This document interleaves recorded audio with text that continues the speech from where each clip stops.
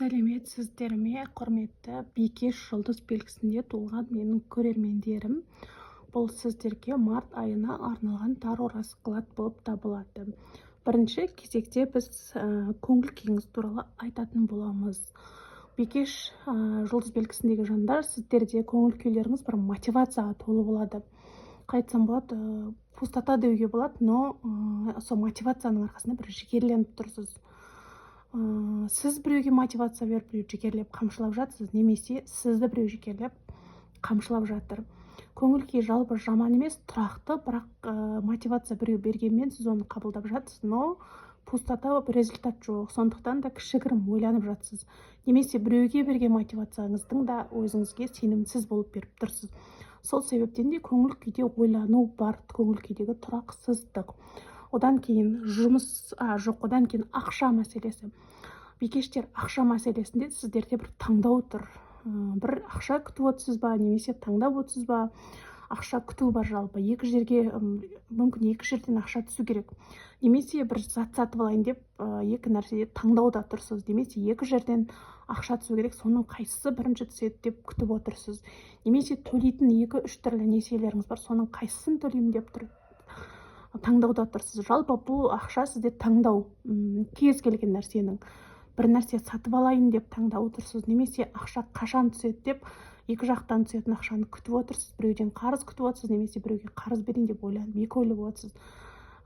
Және немесе бір кредиттің қайсысын төлеймін деп отырсыз деген сияқты. Жалпы ақшаға қатысты сізде нақты түсетін ақша, нақты түспейтін ақша деген нақты жоқ, бірақ бір күту бар сізде. Ақшаны күту, яғни финанстан март кішігірім слабыйлау болуы мүмкін, немесе артық ақшаңыз болмауы мүмкін деп айтылады. Және де жұмыс мәселесі. Сізде жұмыста бір әйел адамның влияниясы сізге рөл ойнайтын болады. Егер ер адам болсаңыз, жұмысқа резюме қалдырсаңыз, тоже әйел адам шешуі мүмкін. Немесе жұмысыңызда бастығыңыз әйел болуы мүмкін.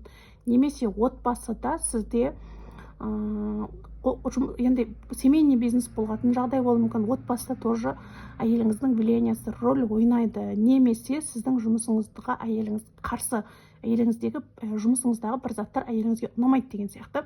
Жалпы бір қай жағдайда болса да, қай жерде болса да, бір жұмысыңызға бір әйелдің қатысы бар болып тұр.